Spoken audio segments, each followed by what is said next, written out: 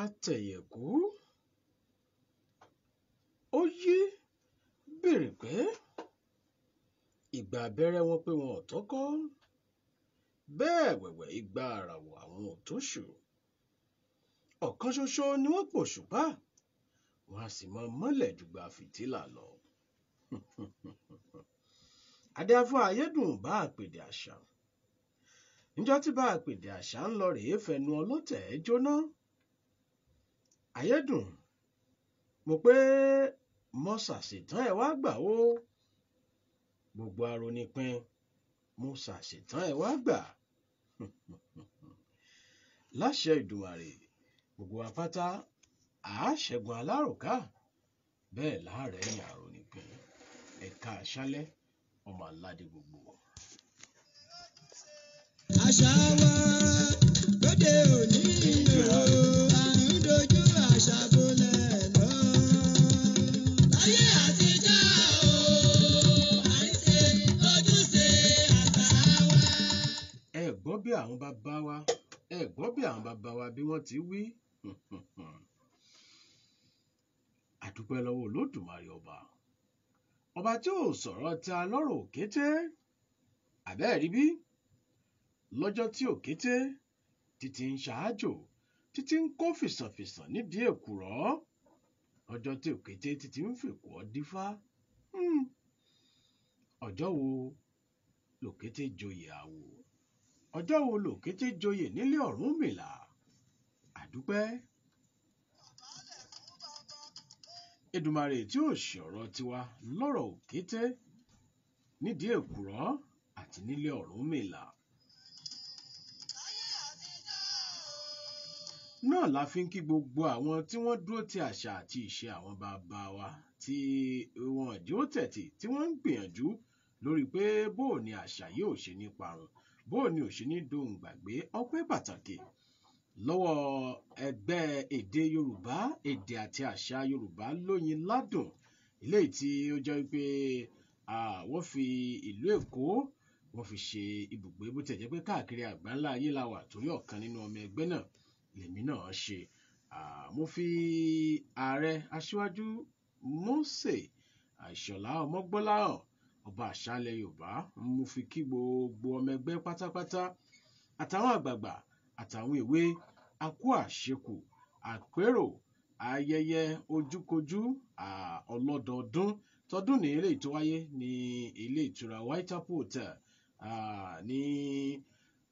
ní Ládìpọ̀ ní òpópónà Oko Ọba Tuntun ní orílẹ̀ Agége ní ìpínlẹ̀ Tèkó. Ìdánilẹ́kọ̀ọ́ náà ni wọ́n pe olólùfẹ́ yín Ọláyínká ọmọ Akóredé gẹ́gẹ́ bí ọ̀kan nínú àwọn ọmọ ẹgbẹ́ ńlá múra rẹ̀ dání, àmọ́ wípé àtúngbóyè wálé lọ́jọ́ àbámẹ́ta sátidé. Ibẹ̀ náà ni wọ́n ti fòǹtẹ̀lú, wọ́n fún wa ní ìwé ẹ̀rí ìmọrírì ìwọ̀nba gbìyànjú tí a náà nídìí àṣà àti èdè àwọn baba ńlá wa náà fi fún wa ní bá àpèdè àṣà. Bá àpèdè àṣà. Ọpẹ́ pàtàkì lọ́wọ́ àwọn aláṣẹ àti òdarí ìkànnì Ìfẹ́yín ẹ̀, torí bá a bá lára nú tí wọ́n bá fààyè lẹ̀ láti dá ń kọ́ bò láyé ò tiri wa. Bẹ́ẹ̀ ni wọn ò ṣàìmọrírì gbogbo àwọn olólùfẹ́ wa pátápátá tó jẹ́ pé nígbà gbogbo torí bá a bá la fẹ́ gbìyànjú b'Èdùmàrè ò bá fi àwọn tí ó mọ kúnni lọ́wọ́ ti ni, ó ṣeé ṣe kí rẹ̀wẹ̀sì náà mọ bá ní.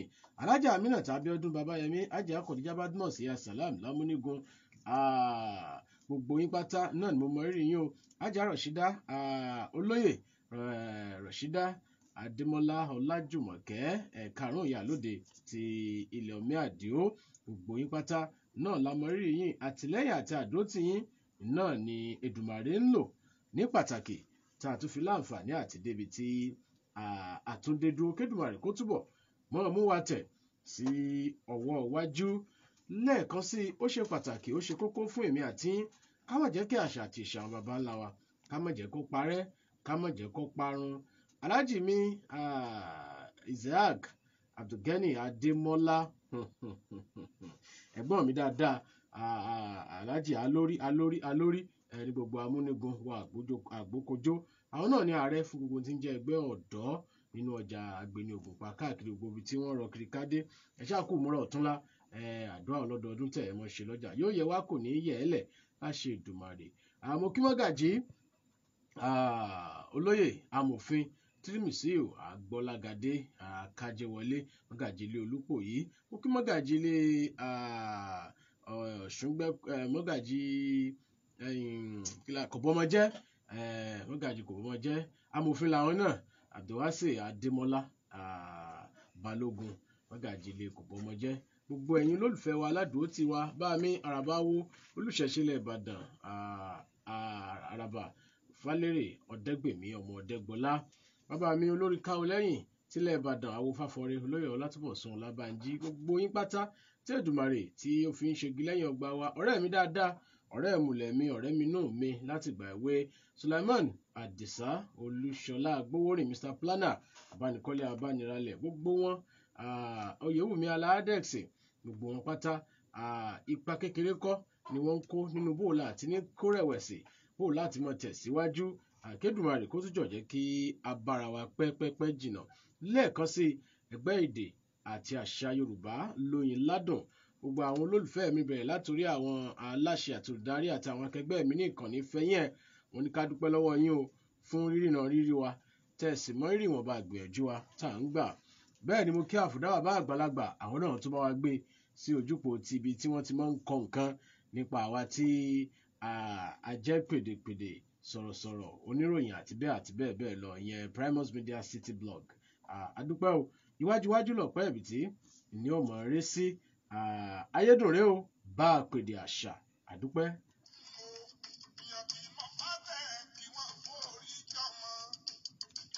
32 FM 949 Ìbàdàn ojúpọ̀ YouTube yẹn wà ń ṣí sí. Azeez Lukman Akanji ikú ògbóògùn my brother.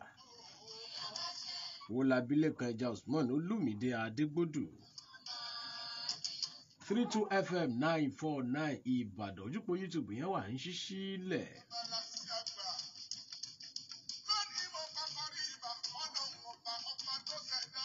Kí n máa fi yẹn náà kí n fi mọ́ kí ẹ̀gbọ́n mi dáadáa pé àwọn náà kù múra wọn kù palẹ̀ mọ́. Àgbà ọ̀jẹ̀ nínú ká ṣèwádìí nípa ìtàn. Lájí Abbas ọmọlé Mọ́tàlá. Bó bá di oṣù kínní òun ní tí sọ déètì báyìí. Oṣù kínní ọdún 2021 tá à ń wò lọ́ọ̀kan yìí láàfin Olúbàdàn ọba wa Sálíò Adétúnjí wọ́n fi Lájí Abbas wọ́n fi jẹ ààrẹ onítàn.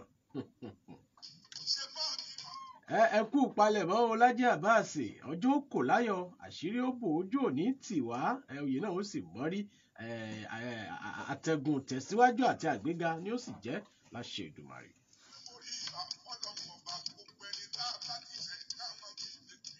Lórúkọ Káàdé Òbí Ṣẹ̀san Ìfẹ́ Olúwa Àyàndìran ńlẹ́ńbẹ̀rún òjẹ́rọ́jọ́ ọfà tẹ́ẹ̀nu Ṣẹ́gun ọmọ alágbàlá ilẹ̀ ọmọ akéré Ṣàbàdínà Adékúnlé Ìṣọ̀lá àwọn ikọ̀ mínú Abel Oyèdélé ń bẹ yàrá agbára lọ́hùn-ún Káàdé Òbí Ṣẹ̀san tó ń ti Dọlápọ̀ àwọn náà ni amójú ẹ̀rọ tájọ mú ètò tálẹ̀ ètò níwá. Ọláyínká ọmọ Akóredé Mr. Ayédùn rẹ̀ wà gbà nínú káṣọ̀rìn kí ni wọ́n iṣẹ́ ìwádìí lórí ibi ìyanu bá àpèdè àṣà.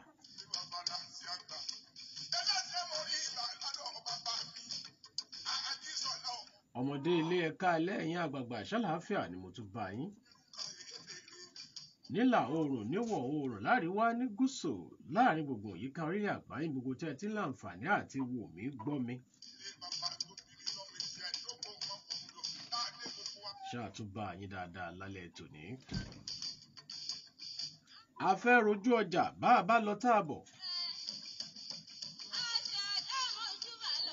Ìbà náà ní ìbà ni torí pé àdáṣe ní òun mọ ìbà kò gbọdọ̀ òun mọ nìyàn tá a bá lọ tá a bá bọ̀ ń kọ́ àmọ́ bọ́ sínú ètò lódìdí.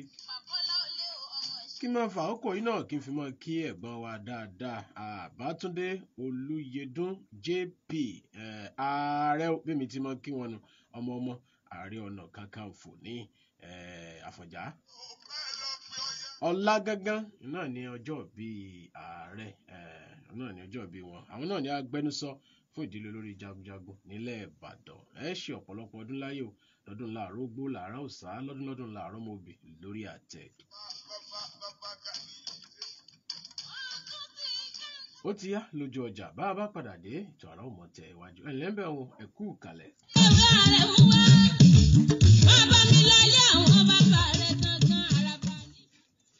32 FM 94.9 ìkànnì tẹ́gbẹ̀ ń jí sòrò ẹ̀. 32 FM 95.9 ọjọ́ gbogbo kìkì ẹ̀rín. Excuse me, bros. This your stout has this inviting aroma, like there's something extra. You mean extra special? It's the roasty aroma from the extra malted barley in the new Trophy Extra Special Stout. Trophy Stout, aka Mr. Extra Special, a rich, dark, satisfying drinking experience every time. Barman, give me my own bottle of Trophy Extra Special Stout. Trophy Extra Special Stout for extra special satisfaction, not to be sold to persons under the age of 18. Drink responsibly.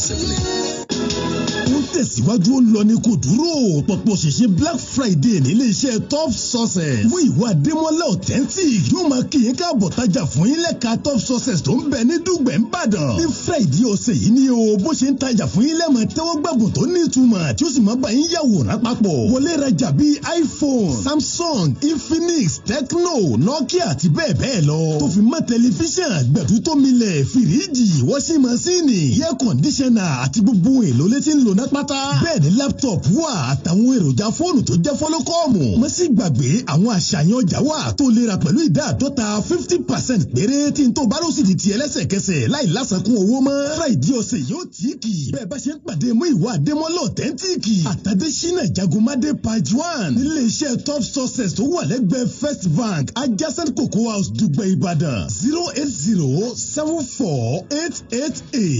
08074888888. Ó sì lè kàn sí topsuccess.ng. The biggest music show on the planet is coming to Africa Magic, and you could be the idol we're looking for. Enter Nigerian Idol by posting your audition video online. Online audition submissions open at midnight on Sunday, the 29th of November, and close at midnight on Sunday, 13th December. Send us a 30-second video clip of you singing. It's the audition that could change your life forever. Visit www.africamagic.tv/Nigerian Idol. Máa wò mí bí mo ṣe fẹ́ yín. Mo ń gbọ́ 32 FM. 32 FM 94.9. Tọ́ Origin Herbal Gin wò ọ̀nà àrà láti gbádùn jíìnì tó ní ojúlówó African root pẹ̀lú ìtọ́wò tó fọkànbalẹ̀ èyí tó jẹ́ pé o lè rí nínú Origin Herbal Gin nìkan. Origin Herbal Gin jíìnì tí kò lẹ́gbẹ́ bẹ̀rẹ̀ sí ní jẹ̀gbádùn Origin Herbal Gin jíìnì tá a ṣe pẹ̀lú ojúlówó African root fún adùn tó kọjá gbogbo ìtọ́wò tó o ti rí tẹ́lẹ̀. Kò sí títà fún ọmọdé tí kò tó ọdún 18 má ṣe mu àmupara. Origin wà lógidì. Revolution Plus kórede pẹ̀lú Revolution Plus Christmas goodie box promo. Kérésì ọdún yìí máa yàtọ̀ jọ. Oríṣiríṣi ẹ̀bùn ló ti wà ńlẹ̀ fún ti Christmas goodie box promo. Bí ẹ bá ti san àsánlé owó fún àwọn ilẹ̀ wa tó wà ní Èkó, Abẹ́òkúta, Ṣímáwá, Ìbàdàn àti ìlú Àbújá. Bẹ̀rẹ̀ láti ọjọ́ 15 oṣù kọkànlá ọdún 2020 sí ọjọ́ 15 oṣù kìíní ọdún 2021. Bẹ́ẹ̀ bá san àsánlẹ̀ 50,000, 100,000, 250,000 àti 500,000 naira fún àwọn ilẹ̀ wa. Àwọn ẹ̀bùn bíi àpò rẹsì, òróró, adìẹ ọdún àti bẹ́ẹ̀ bẹ́ẹ̀ lọ ti wà ńlẹ̀ fún yóò. Bẹ́ẹ̀ bá tún wá fẹ́ kó tún yàtọ̀. Ẹ san àsánlẹ̀ 1 million, 2.5 million, 3 million tàbí 5 million. Ẹ ti láǹfààní àwọn ẹ̀bùn bíi smart TV, washing machine, òróró, ewúrẹ́, àgbò, màálù àti àwọn míì lọ́kàn òjọ̀kan. Kódà ìwé ráfù tíkẹ́ẹ̀tì fún ìdíje tẹ́tẹ́ oríire àti lọ Dubai lọ́fẹ̀ẹ́. Òǹgá wà ńlẹ̀. 08087729747 tàbí 08053034981. Revolution Plus Property ilé ìrọ̀rùn lówó dákọ̀mu. Excuse me, bros. This your stout has this inviting aroma, like there's something extra. You mean extra special? It's the roasty aroma from the extra malted barley in the new Trophy Extra Special Stout. Trophy Stout, aka Mr. Extra Special, a rich, dark, satisfying drinking experience every time. Barman, give me my own bottle of Trophy Extra Special Stout. Trophy Extra Special Stout for extra special satisfaction, not to be sold to persons under the age of 18. Drink responsibly. 32 FM 94.9 ìkànnì tẹ́gbẹ́ ń jí sòrò ẹ̀. Àrà rè o, àrà kéńgé.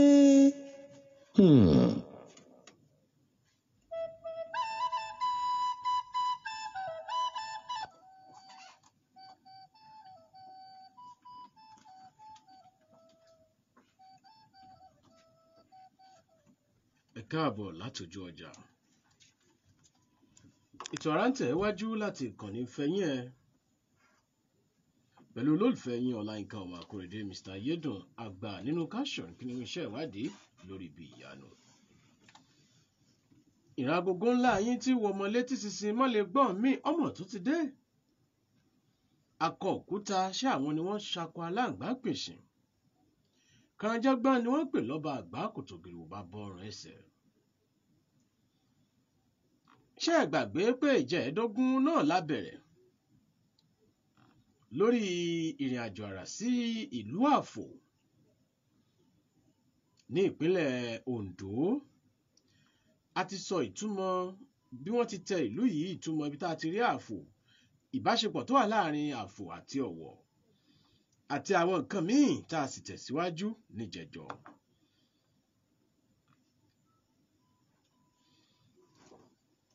Ẹ bá ń fìdí lótìtà ẹ mú pèpè jòkó bí ìṣe wa nígbà gbogbo.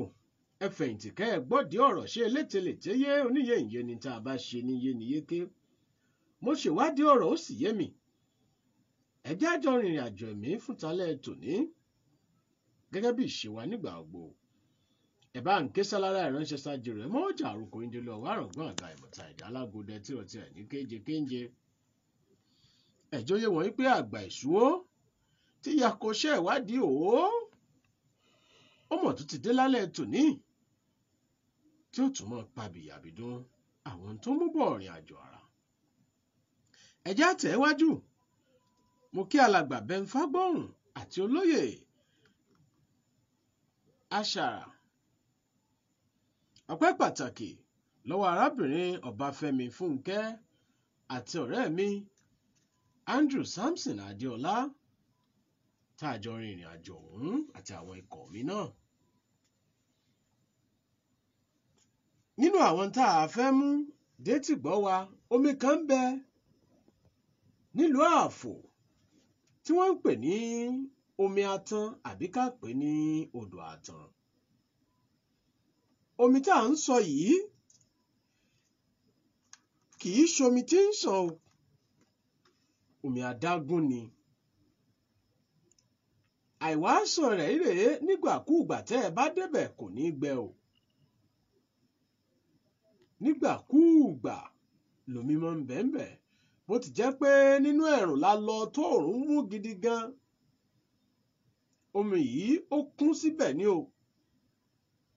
Dẹ̀múdẹ̀mú náà ló ṣe síbẹ̀ tí ń ṣèjọba rẹ̀ níbi tẹ́lẹ̀dùmarè tó gún wa rẹ̀ sí. Yàtọ̀ sí pé adágún ni kò ṣànrẹ́bì kankan kì í sì gbẹ nígbàkúùgbà. Ìdí tí wọ́n fi ń pè ní ọbọmọ náà ni wípé látìtì kọ́ṣe tí àwọn Àfò tí wọ́n ti tẹ̀dó síbi tí wọ́n wà tí wọ́n sì bá omi yìí bẹ́ẹ̀ ni wọ́n ti máa ń lò ó fún pé Elédùmarè ò tí ì tètè dáni lóhùn à ń wojú Olódùmarè fún èso ìgbéyàwó. Tí wọ́n bá sì ṣe tó yẹ wọ́n ṣe tẹ́dùmarè máa ń tibẹ̀ dá wọn lóhùn tí wọ́n fẹ́. Ẹ ṣèyún lé ní àbí ẹ ṣe léjì nínú àwọn tá a ti sọ nípa ọbọmọ. Nínú àwọn ìtọ́wọ́pọ̀ tá a ti rírí nípa odò òun náà ni wípé ọbọmọ náà fúnra rẹ̀ ẹja tí èèyàn bá mú ń bẹ̀ èèyàn lè sè é kó jìnnà o, ṣùgbọ́n tó ń fi yàtọ̀ sí àwọn yòókù. Ẹ jẹ́ ń fi bàbá wa Bẹ́ńfágbóhùn lẹ̀ kí wọ́n ṣẹ̀rí ọ̀rọ̀ kí wọ́n bá ń ṣàlàyé ìtí mo fẹ́ fàyọ pé ó fi yàtọ̀ sí àwọn odò yòókù tó jẹ́ pé ẹja abẹ̀ yìí jìnnà. Ẹ tẹ́tí bẹ̀lẹ̀ jẹ́ kẹ́ gbọ́ àlàyé ọ̀rọ̀ lẹ́nu abẹ́nà ìmọ̀ wa olóyè Bẹ́ńfágbóhùn. omi tó ní abàmì òun ni atan bó ló ṣe jẹ́. omi ẹ̀jẹ̀ ojú omi kan tó yẹ pé bá a máa mọ̀ bí ẹgbẹ́lẹ̀ ti ṣe tó kò gbúdọ̀ gbẹ. omi yẹn ọbọmọ yes bó lè ṣe jẹ́. ìyẹn náà tún wà ní ẹ̀rín ìlú omi yẹn ó wà lẹ́ẹ̀rín ìlú wa níbí omi yẹn dẹ̀ dáadáa omi yẹn kì í dẹ́ gbẹ. tó bá ní obìnrin tí ò bá tètè jẹ́ ọmọ bí tó bá lọ sọ́dọ̀ yẹ̀mí wò tó bá lè sọ pé kó lọ bọ ọbọmọ yẹn o tó bá débẹ̀ kí ló máa fi bọ́ adìyẹ funfun ọba ti ṣe ìwúre fún bó bá wọ ọlá Olódùmarè kó tó dọdún tó ń bọ̀ àgbẹ̀ ọmọ dání. tí ó fi lọ dúpẹ́ ń bẹ̀. ṣé lóòótọ́ ni pé a kì í pa ẹja abẹ tá a bá kò ní jiná. bẹ́ẹ̀ ni wọn kì í pa wọn kì í kó bá lé ọmọdé tó bá ṣe èṣè lọ pa tó bá lọ sè kò ní jiná. ṣé nǹkan kò dẹ̀ ní ṣe ẹni tó bá pa ìtàn. kò sí kankan tó máa ṣe. aburú kankan ò ní ṣe. ó ń dára pé ó dẹjà. orí ò tiẹ̀ ní fọ́ torí omi ọmọ ni ta ló lè fẹ́ kí ọmọ wọn kú. ìdí nìyẹn. odò tí máa ń fún yàn lọ́mọ ni gẹ́gẹ́ bí ti ṣàlàyé síwájú. ọbọmọ yes. àwọn tí ó ń bọ́ àwọn àgbà àdófin ni àwọn àgbààgbà àlejò àwọn ló ń lọ ń bọ́. àràré o àrà kéńgé.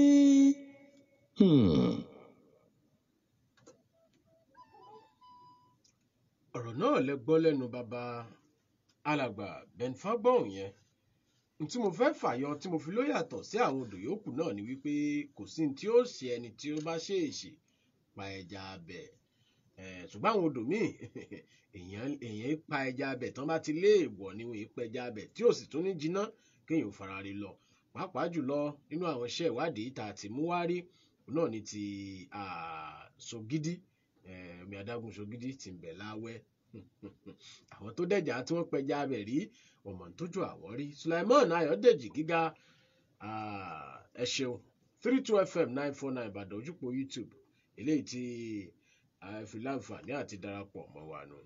omi atan tí bàbá kọ́kọ́ mẹ́nubà lẹ́ẹ̀kan ṣe pé ọbọmọ ni mo ṣàlàyé ló jẹ́ pé bàbá ọbọmọ ni ẹ kọ́kọ́ bá wa sọ náà ká tún mọ̀ nìṣó lórí ọ̀rọ̀ ti omi atan. omi tá à ń wí yìí òun tún yàtọ̀ ọbọmọ tá a wí àárín ìlú ló wà ṣùgbọ́n omi atan yìí òun ti bọ́ sí ọ̀nà oko. omi atan òun náà kì í gbẹ o nígbà kankan kì í gbẹ a sì lè pe òun gan náà ní odò tí ń ṣàn torí lásìkò tá a débẹ̀ ń tẹ́ fi máa ra Olódùmarè nù o ibi tí omi yìí wà gangan inú rà ni ẹ̀ṣẹ́ lé ní ẹlẹ́ẹ̀kejì ń bẹ̀ ni wípé lásìkò tá a lọ tí ṣe inú ẹ̀rùn yìí gbogbo ibi tá a pè nínú rà yìí èèyàn lè tẹsẹ̀ bọ́ o tẹ́kàn máa fojú di pé ebe ilẹ̀ẹ́lẹ̀ rẹ̀ náà lèèyàn ń wò yìí ṣùgbọ́n ibi tí omi yìí gangan tó rárá dárogún sí kódà nígbà tá a débẹ̀ wọ́n ti ṣègbìyànjú láti gbé bí àmù sí ibùwọ̀nba bí tí omi yẹn wà gangan àwọn tí wọ́n bá gbé ní ìgbèríko àbí wọ́n gbé lábúlé àbí lóko wọ́n lè gbọ́n tí mò ń sọ yé bíi lásìkò ìgbà tá a bá ń dèsun odò bulẹ̀ tá a wá ara gbé tiwa bá àti wọ́n gbé kó tó pọ́ yíká òun bẹ́ẹ̀ náà ni wọ́n fi gbé àmù sí omi atan ìyẹn níwọ̀nba bí tí omi yẹn ti ń sun gangan níbi tó wà gangan omi atan tá à ń wí yìí kì í gbẹ rárá ṣùgbọ́n nǹkan tóun náà fi ṣe mọ̀ ò ní wípé wọ́n lásìkò ti tó ká rojú ọjà ẹjẹ́ àròjú ọjà tá a bá padà dé kí làrà tí ń bẹ lára omi atan tó fi jẹ́ pé gbogbo ibi tó wà ilẹ̀ ẹ̀bẹ̀ ti gbẹ ṣùgbọ́n ibi tómi ti ń sun gangan kò gbẹ rárá ó sì mọ́ kódà omi ni àwọn aráàlú ni wọ́n mu ẹjẹ́ àròjú ọjà kábọ̀ bàbá padà dé àsùn tá a fẹ́ sọ nípa omi atan ẹ kú ìkàlẹ̀. 32FM 95.9 ọjọ́ gbogbo kìkì ẹ̀rín. Excuse me, boss. This your stout has this inviting aroma. Like there's something extra. You mean extra special? It's the roasty aroma from the extra malted barley in the new Trophy Extra Special Stout. Trophy Stout, aka Mr. Extra Special. A rich, dark, satisfying drinking experience every time. Barman, give me my own bottle of Trophy Extra Special Stout. Trophy Extra Special Stout for extra special satisfaction. Not to be sold to persons under the age of 18. Drink responsibly. The biggest music show on the planet is coming to Africa Magic, and you could be the idol we're looking for. Enter Nigerian Idol by posting your audition video online. Online audition submissions open at midnight on Sunday, the 29th of November, and close at midnight on Sunday, 13th December. Send us a 30-second video clip of you singing. It's the audition that could change your life forever. Visit www.africamagic.tv/Nigerian Idol. Tọ́ Origin Herbal Gin wò ọ̀nà àrà láti gbádùn jíìnì tó ní ojúlówó African root pẹ̀lú ìtọ́wò tó fọkànbalẹ̀ èyí tó jẹ́ pé o lè rí nínú Origin Herbal Gin nìkan. Origin Herbal Gin jíìnì tí kò lẹ́gbẹ́ bẹ̀rẹ̀ sí ní jẹ̀gbádùn Origin Herbal Gin jíìnì tá a ṣe pẹ̀lú ojúlówó African root fún àdùn tó kọjá gbogbo ìtọ́wò tó o ti rí tẹ́lẹ̀. Kò sí títà fún ọmọdé tí kò tó ọdún 18 má ṣe mu àmupara. Origin wà lógidì. Harmattan is coming. Say goodbye to dry skin. With Nivea lotion. With Nivea lotion. Harmattan can be bitter. So bitter. But your skin can feel much better. Nivea lotion. Moisturize, hydrate, protect your skin. Harmattan is coming. It's designed to help you shine. Care for your skin all the time. With cocoa butter. With shea butter. With almond oil, there's something for you.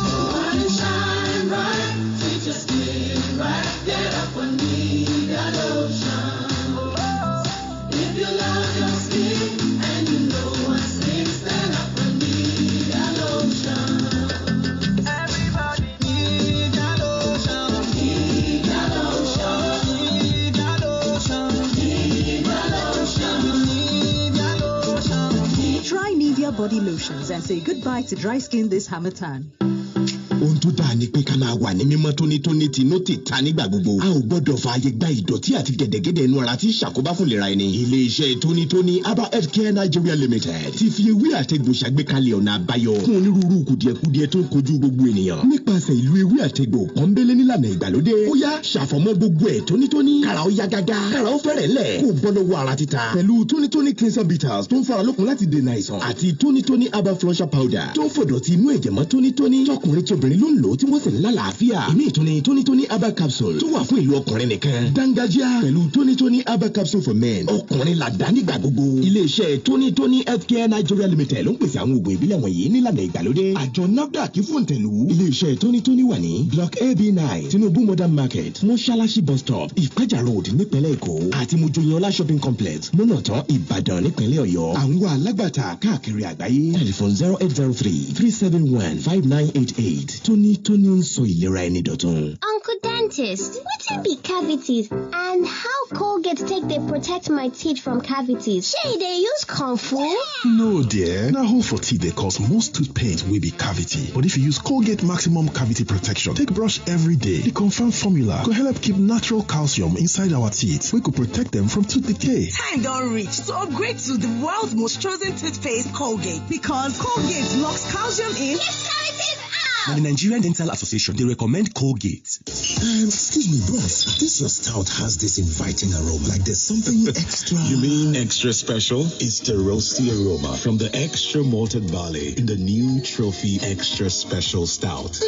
Trophy Stout, aka Mr. Extra Special. A rich, dark, satisfying drinking experience every time. Barman, give me my own bottle of Trophy Extra Special Stout. Trophy Extra Special Stout for extra special satisfaction. Not to be sold to persons under the age of 18. Drink responsibly. H2 FM 94.9. Ìkànnì tẹ́gbẹ̀ẹ́ jí sòrò ẹ̀. Àràré o, àrà kéńgé.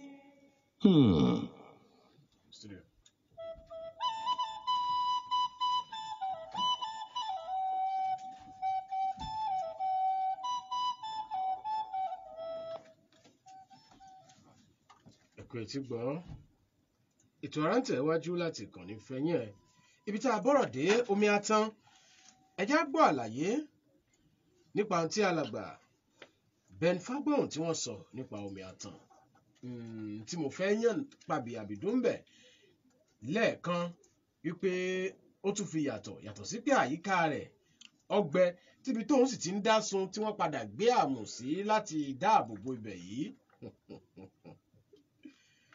ẹjá gbọ́ nǹkan tí wọ́n ṣàlàyé fún wa nípa omi atán. Abàmì omi atán. Atán bó ló ṣe jẹ́. Omi ẹja ojú omi kan tó yẹ pé bá a máa mọ̀ bí ẹgbẹ́lẹ̀ ti ṣe tó kò gbúdọ̀ gbẹ. Omi yẹn tó bá fẹ́ bínú sẹ́lòmíì adébẹ̀ báyìí kò ní sómi yẹn pọn. Bó ṣe gùn kiri lọ báyìí kan omi yẹn máa ti kan lẹ́yìn màá sómi ń bẹ̀ o. Ẹlòmíì lè máa ti bọ̀ nísìnyí jẹ́ kí n náà lọ débẹ̀ adébẹ̀ àti kún dẹ́nu. Tí ó sì romi pọ́n tiẹ̀. Àtẹ̀tẹ̀ ṣẹ́kù. Bó ṣe rí ni omi tó yẹ pé jẹ́ omi tí a lè pè ní omi abàmì nìyẹn. Kì í gbẹ o. Nígbà kankan. Tòjò tẹ̀rùn kò gbúdọ̀ kò kì í gbẹ. Àwọn bàbá yín wọ́n kàn bá bẹ́ẹ̀ nígbà tí wọ́n débí ni. Àbá bẹ́ẹ̀ ni. Wọ́n dẹ̀ mọ ẹni tó fà á tó fi ń pè ní àbátàn. Náà èdè tí mo rò pé wọ́n fi pè bẹ́ẹ̀ adágún ni. Ká sọ pé látara àbàtà ni wọ́n ti mú àbá. Bẹ́ẹ̀ ni. Àrà rèé o àrà kéńgé. Ohun tá a fẹ́ fàyọ tá a fi pé ó ṣàrà òun náà ni wípé ẹnìkan lè pọnmi kó bomi sókè kó pàdé èèyàn lọ́nà pé omi wà ń bẹ̀ ẹ lọ pọnmi kẹ́nìyàn sì dòdò kó mọ̀ ròmí pọ̀n léyìí tí àwọn àgbààgbà tẹ́ pé nu tá a ti gbọ́ ká ṣáájú ká tó lọ ni tí wọ́n sì tún padà fìdí ẹ̀ múlẹ̀ fún wa nígbà tí àdọ́hùn pàápàá jùlọ bí èèyàn bá fẹ́ mọ̀ bí àwọn alálẹ̀ wọ́n bá ń bínú sóhun àti ibi tí ó ti rí àpẹẹrẹ nù torí pé odò yìí kò ní fún un lómi pọn ẹ̀já sáré mú nǹkan kan wá ṣé bá a mọ̀ bàbá wa òṣèré orí ìtàgé gbajúgbajà ní Abidjan wọ́n lo kinní kan tí wọ́n ń pè ní àjàn agbára àwọn bàbá wa ni a mọ̀ gbọ́ wípé àwọn tó ní agbára yìí ń bẹ nílùú Àfò a sì béèrè nípa rẹ̀ ẹ̀já gbọ́ àlàyé tí wọ́n ṣe fún wa nípa ohun tá a mọ̀ sí àjàn. Ẹ bá wa dárúkọ yìí. Ọbáfẹ́mi Fúnkẹ́. A gbọ́ pé nǹkan alágbára kan tí ó máa ń sọ̀rọ̀ bí nǹkan tí Abidjan tó máa ń lò tá a mọ̀ sí àjàn a gbọ́ pé ó wà nínú ìlú ṣé lóòótọ́ ni. Ó wà ń bè. Báwo ni nǹkan yẹn ṣe rí báwo ló ṣe máa ń ṣe. Ọjọ́ kan ìgbà yẹn ti pẹ́ díẹ̀ mò ń gbé lọ́dọ̀ ẹ̀gbọ́n ìyàmọ́ èmi ó ń ta gàrí ìyá onígàrí náà máa ń pè é tá a bá ti ta gàrí níwájú tá a máa ń mówó sí abẹ́ tébù àwa débẹ̀ lọ́jọ́ kan ni màmá wa pè mí pé Fúnkẹ́ òun ọmọ àròwọ́ ń bì mọ́ ní ibẹ̀ ni mo mú 5 naira sí 5 naira tó wá fi ra gàrí wọ́n wá ní wọn rówó yẹn làwọn sísà mi wá dé láti skul wọ́n wá ní èmi mo jí owó yẹn mo ní kì í ṣe mi mo jí owó wọ́n wá lókè pé wọ́n ń gbé mi lọ ilé bàbá Mósè aláìrìn mo wá lókè yes Mósè ló ń jẹ́ mo wá bẹ̀ sí sunkún mo wá ní mi lọ́bẹ̀ mo ní bí kinní yẹn ṣe ń sọ̀rọ̀ mo ló ń bà mí lẹ́rù ọwọ́ làbí tó bá gbé mi débẹ̀ gbà mo sì wà lọ́mọ kékeré ìgbà tó wá débẹ̀ mo wá ń bẹ̀rù mo wá ṣe bẹ́lẹ̀ ni bàbá yẹn wá ní kí n má bẹ̀rù kì í ṣe Ifá ló ti ń sọ bẹ́ẹ̀ o bàbá aláìrìn yẹn ló ti ń sọ fún mi ó lọ́mọ kékeré ni mo ní kì í sì ní sùúrù náà bó bá ṣe lọ sí ọ̀dọ̀ adé nìyẹn ọládé o ó lọ́mọ yìí adé ló máa ń pe kinní yẹn ó lọ́mọ tó èmi ò rí o ó wà nínú ilé inú ilé ni àwa náà jókòó sí ṣùgbọ́n lọ bá kinní yẹn ní ibi tó ń gbé sí wà lọ jí kinní yẹn pé ẹ̀lọ́ adé ó mì í kinní yẹn wá sọ̀rọ̀ ó wá ní adé òun o fi wílẹ̀ adé fi wílẹ̀ òun fẹ́ lọ sí ilé ibi tó ti jí owó bó ṣe adé wá fílẹ̀ èmi náà wá ní ìṣòro mọ̀ wá ń wò wọ́n kò ju bíi 2 minutes ó tún wá padà náà èké adé mo ti lọ wo lẹ́bẹ̀ wá o kì í ṣe Fúnkẹ́ ló mú owó kì í ṣe òun ló jí owó èèyàn tó jí owó ti sá lọ wọn mọ èèyàn tó jí owó ni mo ní bàbá mi ì jí owó àbí ó wá ní mi ì jí owó ní kí n máa lọ láyà tàlàáfíà ìgbà yẹn ni mo wá fi mọ̀ pé kí ni bàbá yẹn ó lágbára. Àmọ́ ǹjẹ́ kíní yẹn ní nǹkan tó lè ṣe fún ẹni tó bá yẹ pé ẹni yẹn ló mú lóòótọ́ ṣé ó ní nǹkan kan tí ó ṣe. á dárúkọ ẹ̀ direct. kò ṣe pé bóyá yóò fìyà jẹ. rárá. yóò kàn jẹ́ kó mọ òótọ́. á jẹ́ kó mọ òótọ́ tó bá yẹ pé èèyàn mẹ́ta ló ń gbénu yàrá báyìí tó bá ní kíní kan míì sí ń bẹ̀ tó bá kóra lọ ó lè jẹ́ ẹnìkan ló lọ mú kíní yẹn. kábíyèsí rẹ olódùmarè ọba tó fi oríṣiríṣi àwọn nǹkan agbára ó fi jíǹkí àwọn bàbá wa tí wọ́n sì ń lò ó bí wọ́n ti fẹ́. ìwádìí tẹ̀síwájú ọjọ́ ti lọ ni arábìnrin Fúnkẹ́ Ọbáfẹ́mi wọ́n ṣàlàyé síwájú kódà ìwádìí tá a tún padà ṣe lẹ́yìn tá a fọ̀rọ̀ wá wọn lẹ́nu wò tán gẹ́gẹ́ bí ẹni tí wọ́n fìdí ẹ̀ múlẹ̀ pé nǹkan yìí ń bẹ ó ní wípé akọni kan òun ni kíní yìí jẹ́ tó sì jẹ́ pé òun ló padà bí ìgbà tá a bá pè nǹkan ní àjànú àbí alágbára kan ló padà di kíní tó sọra rẹ̀ di ìránṣẹ́ fún bàbá tí wọ́n ń pè ní Mósè Alárìnrìn yìí tó sì jẹ́ pé kódà bí Abija tó jẹ́ pé ibikíbi tó bá wà bá ti mọ̀ wò nú eré òun bẹ́ẹ̀ náà ni bàbá yìí náà ṣe ń lò ó torí pé adé yìí ìmọ̀ rìn káàkiri kódà a gbọ́ pé ìjọ kan ti wà tó bóde láwọ ènìyàn tó sì lọ rèé jẹun tó ní bí lágbájá bá ti dé o ẹ gbowó lọ́wọ́ rẹ̀ ìyẹn olówó rẹ̀. ọjọ́ mẹ́jọ ńlá mọ̀ tẹ̀síwájú torí àsìkò wa ó sì kù ọdún kan ń bẹ tí wọ́n ń pè ní ọdún Àtìbà tó jẹ́ pé àkọ́bí ọmọ kì í ṣàkọ́bí ọmọ lásán ọmọ tá èèyàn bá kọ́ fi ṣàkọ́bí tó tún wá ké nígbà tí wọ́n bí tó ké jáyé wọ́n máa ń ṣe ọdún kan fún wọn ní ìlú Àfò àṣà àtiṣe kan náà ń bẹ tí wọ́n ń pè ní òmìdànmì gbogbo eléyìí náà ni àmọ́ tẹ̀ wájú tá a sì mọ̀ mú wá bó bá di ọjọ́ mẹ́jọ kédùmarè kó ṣọ́ wa ju ọjọ́ mẹ́jọ lọ. Ṣẹ́gun ọba adúpẹ́ lọ́wọ́ àwọn olùtẹ́tísí wa pápápá. adúpẹ́ púpọ̀ lọ́wọ́ ẹ̀yin olùgbọ́ wa àti ẹ̀yin tẹ̀ ń wò wá ní ìkànnì 32 FM 94.9 lórí ètò àrà lágbára Ọlọ́run Elédùmarè ohun rere kò ní dẹ̀kun nílé ẹnì kọ̀ọ̀kan wa o ayọ̀ àti àlàáfíà lèmi wa yóò fi lọ́dún ìjà láṣẹ Èdùmàrè. Ṣẹ́gun Alágbàlá lórúkọ tèmi adúpẹ́ gbígbọ́ tẹ̀ ń gbọ́ wa. Ògúntádé Elisha àárí gbogbo ẹ̀yin tẹ́ láǹfààní àti darapọ̀ mọ́ wa wò wá gbọ́ wa lálẹ́ tòní ní ojúpò YouTube lórúkọ Káàdé Òbíṣẹ̀san Dọlápọ̀ Abel Oyèdélé Ṣẹ́gun Alágbàlá alẹ ọmọ akéré gbogbo àwọn tí a jọ mú ètò tí alẹ́ tòní wá náà ni mò ń sọ fún wa pé ó dọjọ́ mẹ́jọ a máa tẹ̀síwájú ẹ̀mí ìbínú bádùn ẹni bá ti gbà ipa ẹni yìí ká mọ́ òun ló fà á mo tò pa á lè fẹnu ọ̀rọ̀ jóná nípa ìrìn àjò wa sí ìlú Àfò lálẹ́ tòní tẹ́lẹ̀ ni ṣùgbọ́n ọjọ́ mẹ́jọ náà ni a máa tẹ̀ sí ọwọ́ iwájú 08169531319 08169531319 ilé ní nǹkan kan àbí méjì tí ẹ fẹ́ fi tó mi létí àbí tí ẹ fẹ́ bá mi sọ apá abẹ náà ni ẹ ti já mọ́ gbà sí ara wa là nígbà tí mo bá dìde lórí ètò akẹ́ ọ̀gá wa Oríyọmí Hamzat àti Òkìkí fún àmì ẹ̀yẹ ilé tí àwọn civil defence tó fi dá wọn lọ́lá nílùú Abẹ́òkúta lónìí ìwé òkèkè náà lẹ̀ mú rú sí. ń mọ ilé lọ báyà mi Àṣàkẹ́ látòórọ̀ ó dàárọ̀ ọmọ ìlà sùn.